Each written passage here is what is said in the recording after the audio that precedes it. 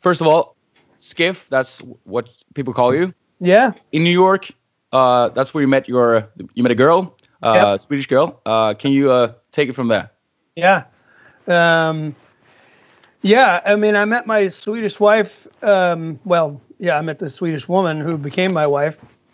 We only dated for 6 months before we got married. It was kind of Love a from unique. first sight. Yeah, well, sort of. I mean, we were dating and we were definitely in love.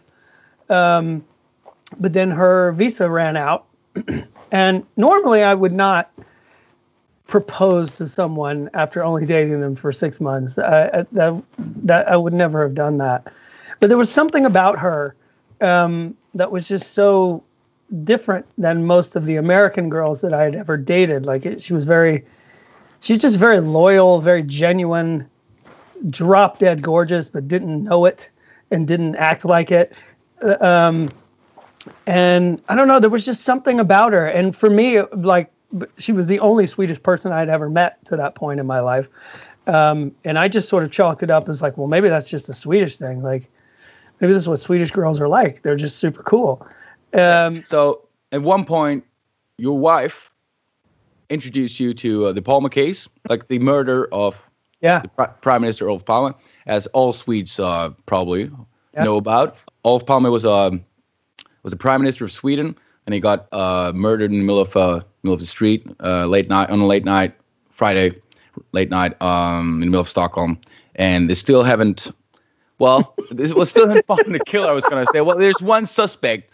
There's one suspect. They call him is most likely to be the suspect. No, he's most likely to be the assassinator. Most likely. Yes. Yeah, something like that. That's the official version. It was on that first trip when we got married in 1999. I think it was actually the day after we got married. Or maybe 2 days after, because we arrived, and we went to bed. We woke up the next morning. We got married. And then, it was so weird. I literally met her parents the day before we got married. That's the first time I ever met them. It was pretty bizarre.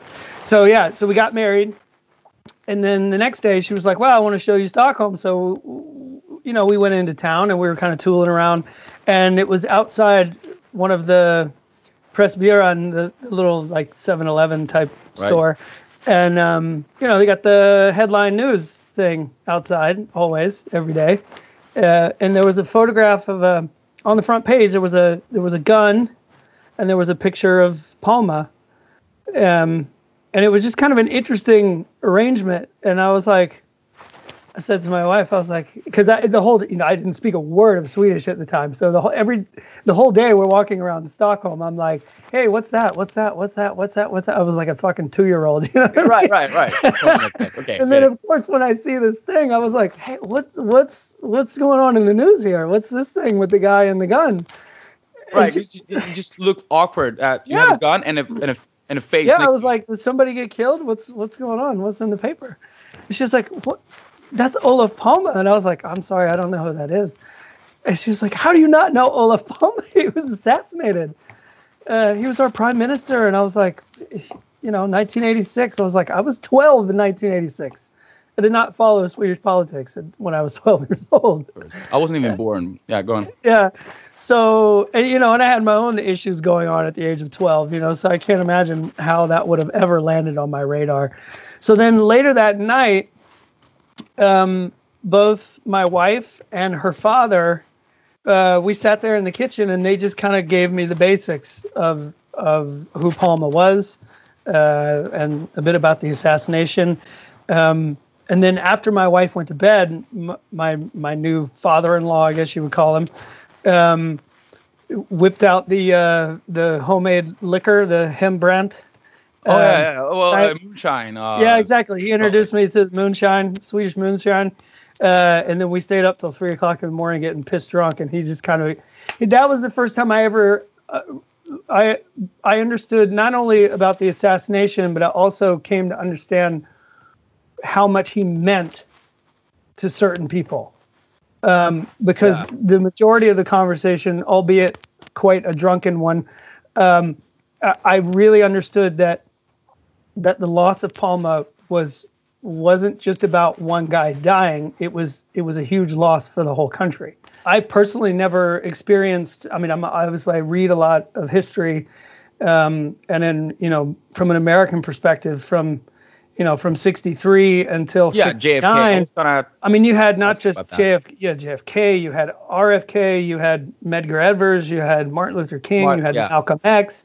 I mean, you had a number of high-profile political assassinations in America. And in America, the idea of owning a gun or having a gun or being able to have access to a gun is kind of written into our DNA from the beginning of the country. And I think from a Swedish perspective, that's really hard to understand. I don't particularly like that part of the American culture. Like, I don't. You own a gun, or did you own a gun in America? I didn't know. I mean, I grew up around guns. I grew up in the South, and we always had guns for, we went hunting and things like that. My father had lots of guns. My father slept with a 38 revolver under his pillow. Yeah, okay. Have you tried one of those revolvers? Oh, yeah, for sure. The guy who killed Olof Palme, he obviously used one hand, the other one on Palme's shoulder. Yeah. And, there was one shot on Palme, he died instantly. And then one shot to Lisbeth Palme, his wife, and she got like touched by the bullet, but it grazed her back, right? Exactly. Yeah. So, but I haven't tried myself to shoot with a revolver or a gun. So I wondered if you've tried. Is it easy, or is that easy to do for anyone, or is it? I wouldn't even think to fire a 38 with one hand. I mean, I grew up shooting. We shot guns. We shot, we shot beer cans. Targets and things like that, and then of course we use shotguns to go bird hunting and stuff like that. But a 38 pistol is a hard thing to shoot with one hand accurately. Yeah. You know what I mean? Obviously the Palme murder happened at close range. Under pressure. Yeah, but it's under pressure. It's at close range. But it's not an easy weapon to fire with one hand. I'll say that. When your father-in-law told you about the assassination of Olof Palme, what was it that caught your interest? Well, for me, I made the immediate connection to JFK, obviously. And at that point in my life, I had, I was fascinated with that case as well. Long before you knew about this. Okay. So I'd read about JFK. I'd seen some documentaries and read some books about it. Fascinated by all of the, inconsistencies, and, the Palme story kind of matches up with the JFK story in a lot of ways. You have witnesses who were ignored. Some witnesses were taken seriously, some weren't. You got the whole. He was shot in the open, like in the public. He was shot in the open. I mean, the big difference is obviously, the JFK case is almost even more fascinating because it's, you have actual film footage. You have the Zapruder film that you can see, and the idea that he was shot from behind seems so ludicrous when you see his whole head fly backwards, and you see his brains like flying out of the back of his head, and they're saying like, oh yeah, he was shot from behind. Right. It's like, what? How the fuck did that happen? Maybe that was probably the first real conspiracy that I was quite interested in, and so hearing about a similar case that had happened in another country that I had never heard about was fascinating. Anyway, but I had brought up this idea. I was like, well, how come, you've got great Swedish hockey. I'm a huge hockey fan. So I was like, how come nobody's ever made a movie about like. What's your favorite team, by the way? In NHL? I have two favorite teams, partially because, what happened to me was when I was a kid, we had the Atlanta Flames. And in 1980, the Flames packed up and moved to Calgary. So I still follow the Calgary Flames. But I also became a New York Rangers fan when Mark Messier went there in the early 90s, because I've always loved Mark Messier. Okay, I got out of context again. The biopic thing, I started asking people, I said, well, like, for instance, how come no one's ever made like a biopic about Olof Palme? And the overwhelming response for everybody I would ask that question was like, oh, no, you can't do that. That's not. Like secret grounds. That can't. That can't be done. That's not okay. And that somebody telling me that, like, you know, that something can't be done like that, that's like throwing fuel on a fire for me, you know? So I was like, what the fuck? That's crazy. So then I didn't really act on it so much. But I just thought it was a weird thing. Coincidentally, a lot of these biopics finally started happening. Like you had the one about Bjorn Borg, Ted Gärdestad. Now all of a sudden Swedes are making biopics. The killing of Olof Palme is like, it's like a perfect script for a Hollywood movie. Like, totally. According to me. Totally. Like and that's how I felt about it when I started to read about it. But the thing that really got me when I don't even remember why I did this, but I started to research. I just started reading a little bit about the Palme assassination, and I was thinking, maybe I should make a movie about this guy. It'd be kind of cool. And the thing that really started it, like kicked everything into hyperdrive, was the one piece of the story that I had not been told, was that there was still a 50 million Swedish crown reward for anyone who could solve the case. And when I read that, I was like, you have got to be fucking kidding me. Like, how did I not? I think I even said to my wife, like, why didn't you tell me about this? I mean, my first thought was definitely like, I guess a mixture of confidence mixed with ignorance, you know, mixed with like a big, like, kind of what if, like, you know, and that's kind of an American thing, you know, like what it leads to. And this is, in my opinion, probably the biggest difference between America and Sweden is like daring to fail. You know what I mean? Like in America, like we don't, like we have tons of examples of people who, and we read about them all the time, people who, you know, who's tried something and they failed and then they became successful. Yeah. And, you know, Hollywood actors who slept in their car. You hear stories about guys like Steve Jobs or Einstein. What, didn't Einstein fail out of high school or something like that? You always hear these weird German, but you know, he moved to America. Exactly. We claim him. He's ours. Yeah, right. I'm kidding. And you're one of those guys, obviously, because you know, in the end, you made the ultimate TV series about the assassination of Olof Palme, and you played the main character. But tell me all about that from scratch. Yeah. So, well, for me, I thought when I stumbled onto that 50 million crown thing, because, you know, in the storytelling world, I mean, that qualifies as a carrot on a stick. I mean, that's what you need for a great story, to have something that drives a character either to do something great or to make, you know, in this case, I created this 50 million crown carrot on a stick to coerce this main character to go on this foolish quest. You know what I mean? Well, the short version of the story is that when I first started to put the story down on paper and kind of started pitching it to different production companies, nobody wanted to do it. I mean, and I mean nobody. Nobody was interested in this idea. Palme was still kind of sacred ground. What was the response? There were a lot of different reactions. Some of them were quite funny. The first one was this guy. I gave him the whole pitch, you know, and he said to me, he was like, "Yeah, but I don't understand how the murder of Olof Palme is. How are you going to make that funny?"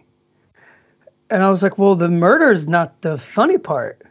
You know, I'm not like like I don't think it's great that he got murdered. That's not. Of course not. Of course not. You know what I mean? It's horrible." I was like, "But it's the whole, you know, the Privatspanare community that popped up around it. All the culture around it. Yeah, all the crazy theories. Right. And for me, the big one was the actual police investigation. You know, while on one level I can understand how some people could look at that and just feel like angry at how poorly the police conducted that investigation, but the other way you can look at it, from my perspective, is that it qualifies as like comedy of the absurd. Absolutely. I mean, it's one of the biggest, or if not was the biggest investigation.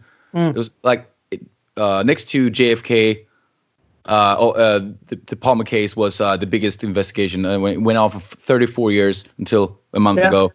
Well, also based on what I read, because they never closed the case. I mean, after Oswald got shot, that JFK case was technically closed. Right.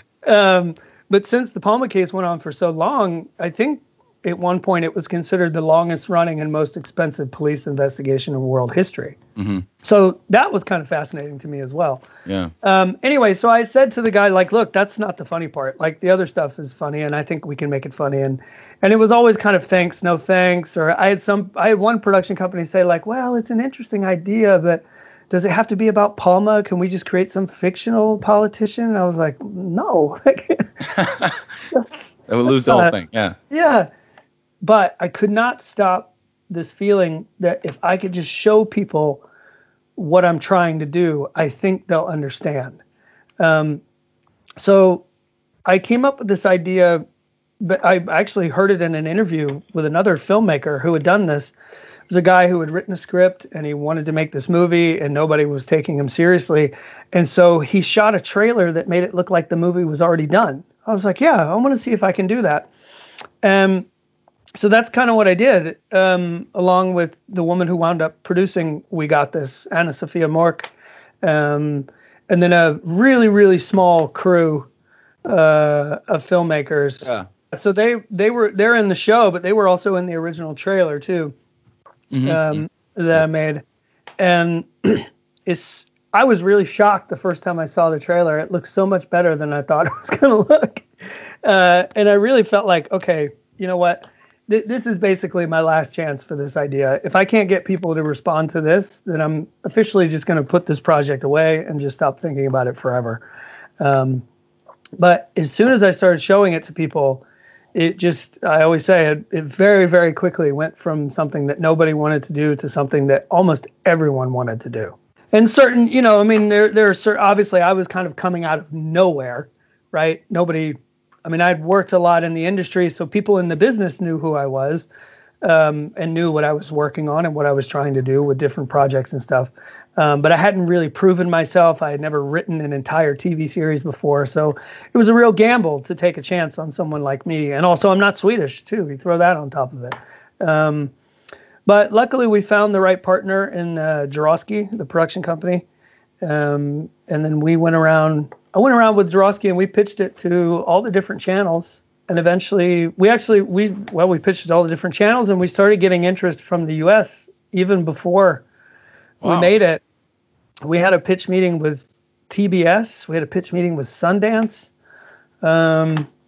But eventually we decided, I kind of decided actually that I wanted to do it with SVT. I felt like Swedish national TV. Yeah, I just felt like it's a Swedish story, even though I'm at the center of it. It is a Swedish story. And it just felt like it would be a good idea to start locally and see if we can get it to spread.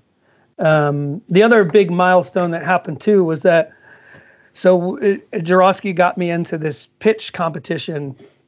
Is a TV series festival called Series Mania that happens in France every year. So the competition was, you got 8 minutes on stage to pitch your idea for a TV series. There were 15 other contestants. So yeah, we went down there and I got on stage and pitched the idea, and everybody was so serious. It was really funny. And I kind of treated it like a stand-up comedy routine and did it sort of partially in character. Yeah. Sort of pacing back and forth across the stage, like kind of acting like this kooky conspiracy theorist. Right. And and then later on that night when they announced the winner, like we won. So we won the pitch competition, which gave us a lot of great PR plus an extra 50,000 euros to go to the production. And then when that happened, that was like everything went into absolute hyperdrive after that, because everybody loves a winner. At that point, both Jarosky and SVT, I think, were looking at the project as like, okay, well, yeah, it's interesting. We'll see what happens, and then we win this award, and it's like, okay, shit, people like this. Let's do it. So when it comes to the Palme case, do you have an opinion? Like, what do you think happened that night? Oh, I got lots of opinions. I have nothing but opinions. Do you have a theory that you hold on to? My favorite theory is actually Well, I don't know if I should say if it's in the show. Well, whatever. It's in the show. Give me some headlines. Yeah. I mean, I was really fascinated by the Nazi baseball league cops, obviously. Also really fascinated by the South Africa theory. What's so interesting about that, South Africa?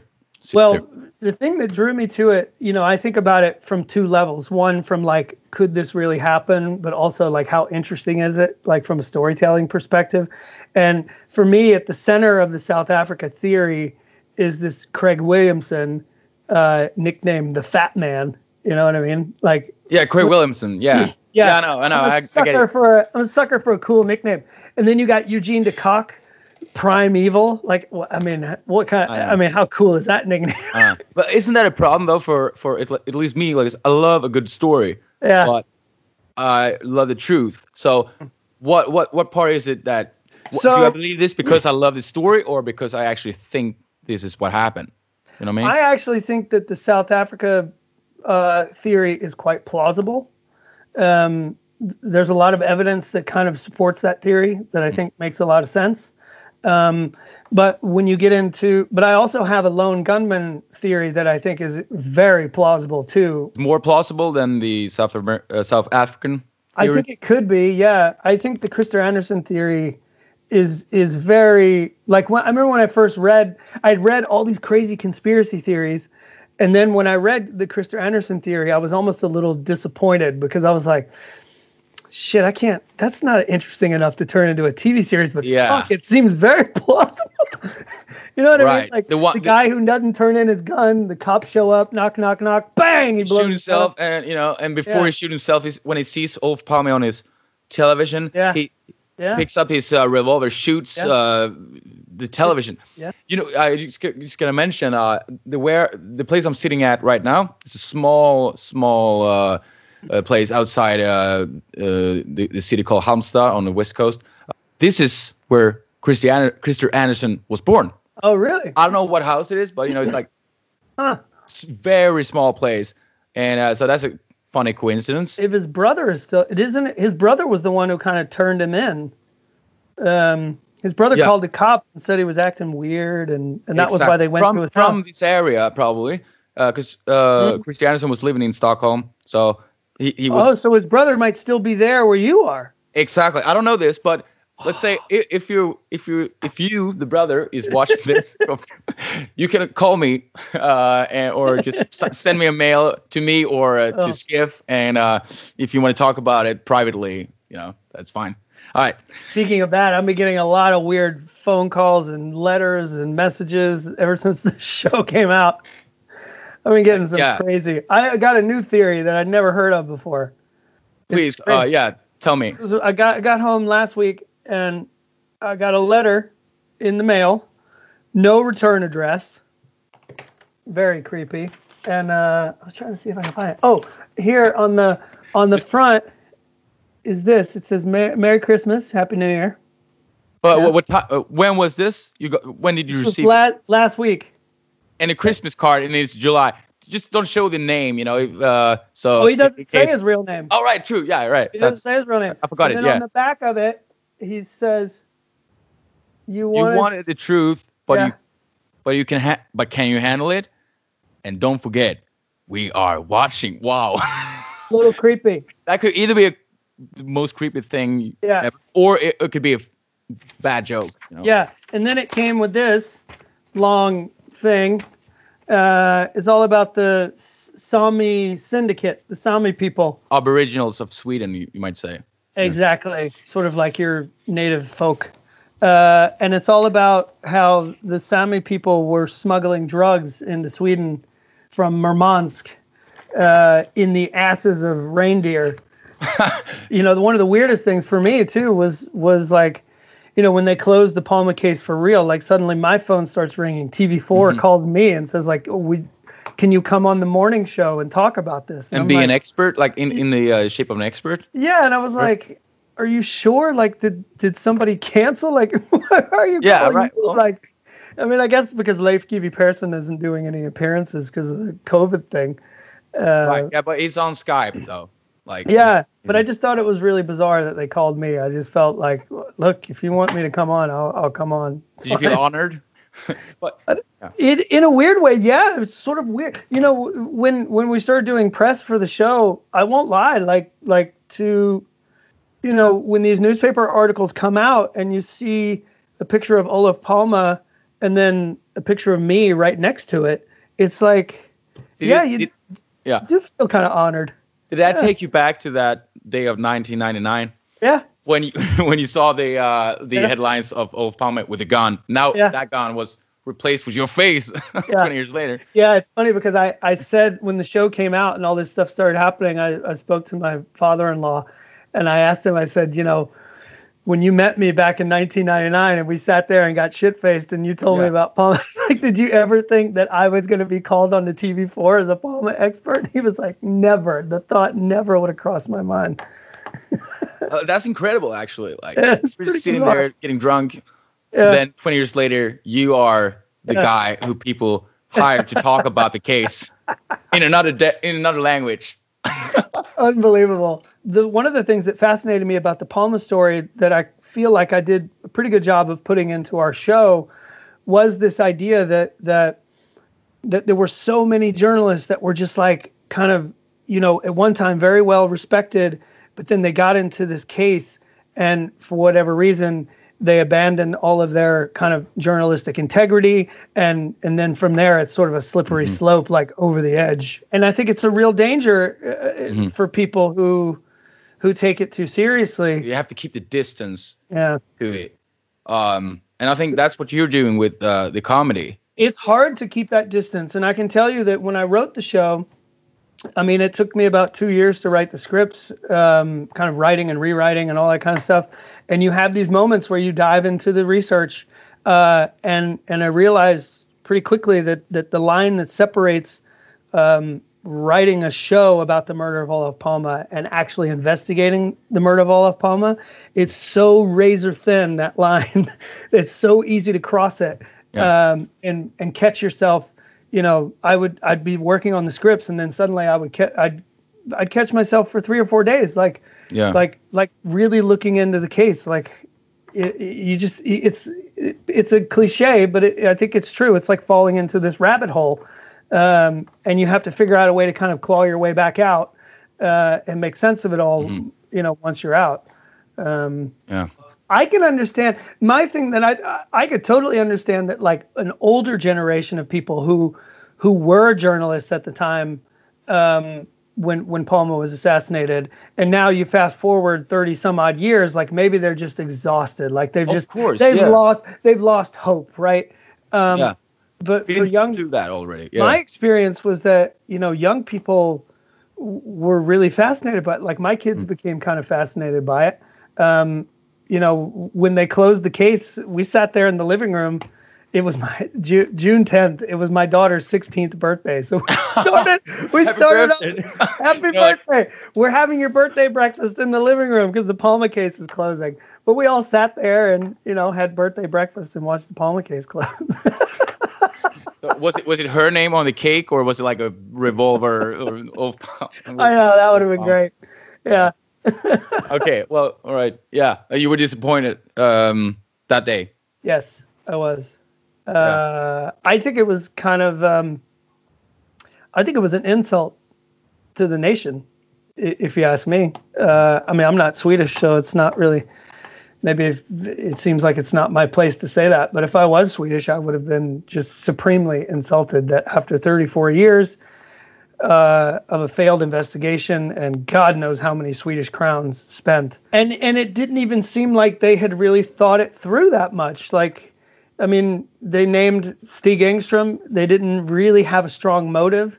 They couldn't put a gun in his hand. I mean, the week leading up to the press conference, you felt like, oh shit, like they were talking about there's going to be a gun, there's going to be DNA, there's going to be all this stuff, and there was nothing. It was like I was in shock. Yeah. I wasn't shocked that they said Stig Engström, but I was shocked at how little they had. Yeah. You know, I had to watch it all over again, like reverse it and be like, did I miss something? Was there Did he mention something about the weapon, or was that? If that was their plan, like, why didn't they just say Christer Anderson? It's a way more believable story. Yeah, if you're gonna blame someone, just blame the most plausible guy. True. Yeah. All right. Well, but I think, for me, I say this all the time. Like, I think it was a bad day for Sweden, but it was a pretty good day for me, because I think it will help convince SVT that we got this can continue into a second season. The closing of the case only 3 days after the last episode aired on SVT was like, how that's just, how do you even, a miracle. I mean, to consider that it took me over 7 years to get this thing done, and then the Palme case takes 30 years. What are the chances that those two things? Yeah, and 7 years ago, nobody wanted to hear anything about the Palme case, just the nerds, like, you know what I mean? No, and at that time it was like, every February around the anniversary, you see news stories pop up, and then come March, poof, they're gone, for another year. Yeah. But now there's like a ton of interest in the case. Yeah. It got a lot of international attention when the case closed. Right. And then, of course, my show had just had its run on SVT. So within 2 weeks of the Palme case closing, we locked in a deal to sell the show to the U.S. and to Canada and to England. Wow. So, yeah. So, I mean, it was like, what great timing, you know what I mean? Like, to be the guy who's sitting on a show about this crazy case that everybody had just kind of learned about for the first time. Yeah. I love talking about this case. I like talking to new people. It's always interesting. Yeah, it's same, man. Like, appreciate your work, and I'm looking forward to follow you and see your new stuff coming up. Like, for sure. All right, man. All right. So enjoy the rest of your summer, and see you around. All right, man. Okay. Later. Man.